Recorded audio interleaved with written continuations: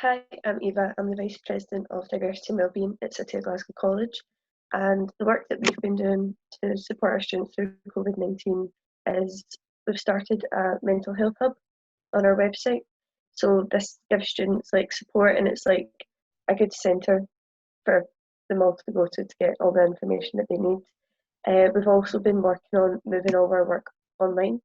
So we've been working on wellbeing workshops, and we're now offering them online, such as yoga live streams every Wednesday and a podcast we're releasing that.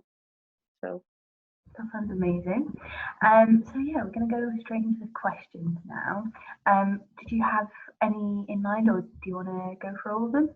the first two sound good, if that's okay. Cool. So, how do we best signpost students for support? Sorry. Sorry. Question one: how do we best support students for support?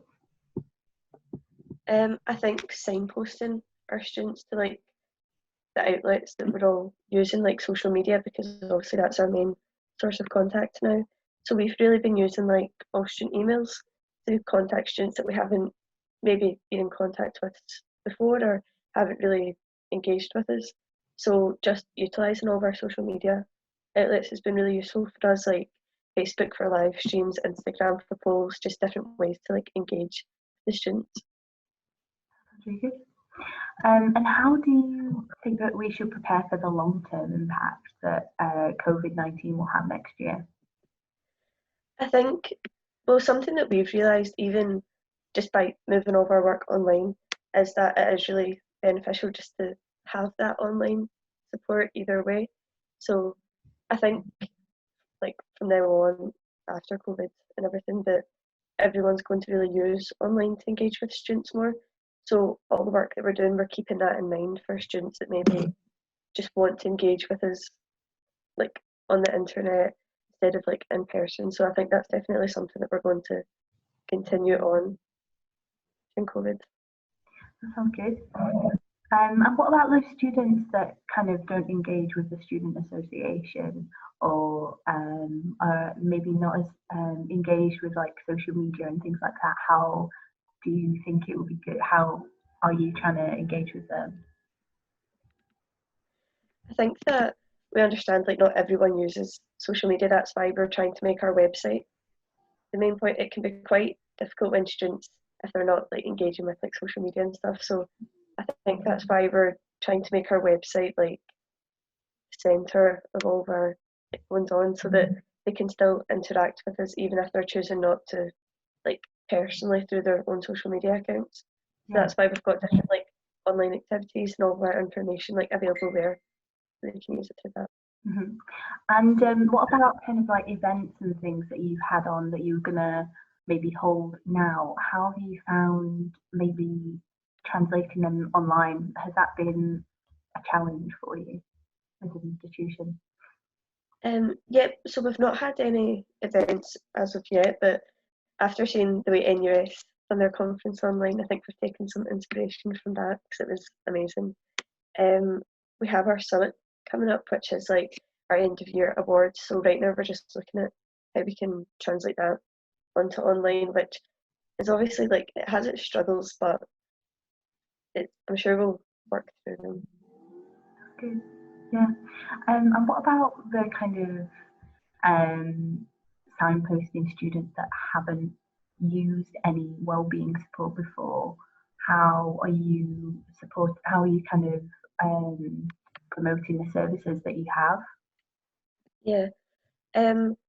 As I was saying before about the all student emails, I think we've really been promoting, like especially our mental health stuff in like recent times.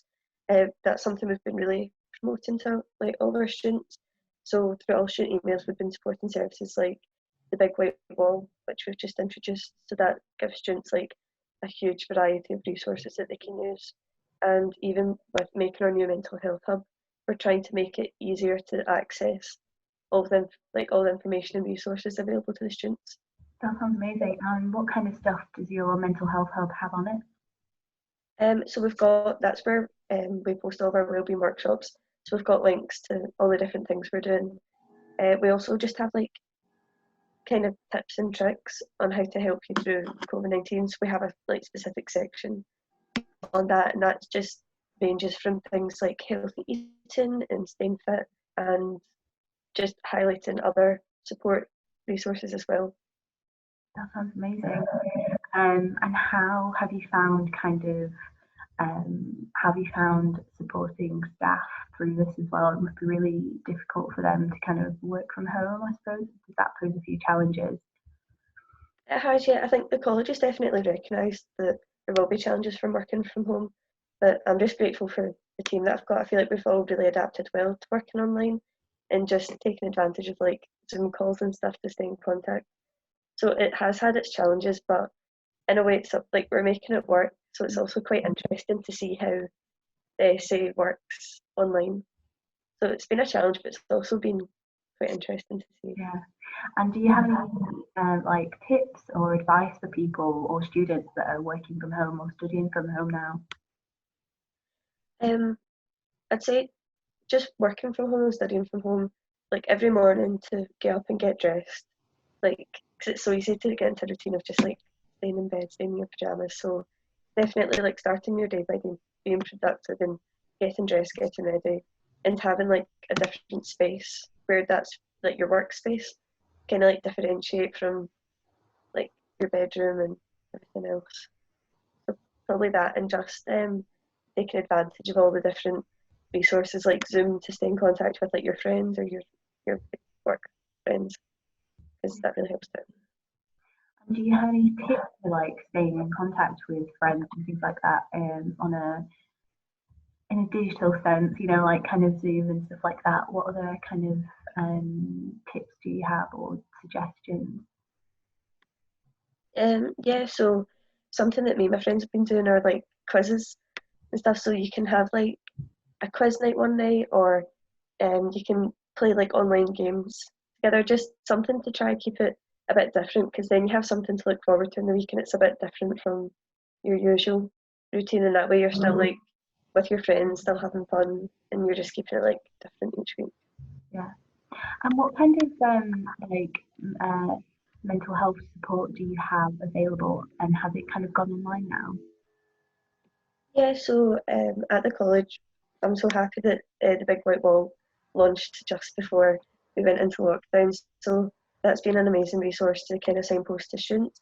And we also have our counselling service that we offer at the college. So that's moved online. So it's now via phone calls rather than in person. But I'd say it's been quite a smooth transition for that, because obviously it's quite easy to kind of move all these things Yeah, yeah. online, and we've still got all of our like online support, which comes in handy as well. That's amazing. And have you found students have been quite positive about that? What's their kind of response to the move to online? Yeah, I'd say students definitely have been like responding well to it. I think they're just like grateful to have things to kind of like distract them in a sense. So we've really seen, just like for example with our wellbeing workshops, the engagement with them have been like really good. And I think a lot of that comes from like students are kind of looking to their essay like for like kind of help and assistance like through this hard time. So it's really good to see like their feedback and the kind of content that they're enjoying, because then we can provide more Yeah. kind of like support and distractions really.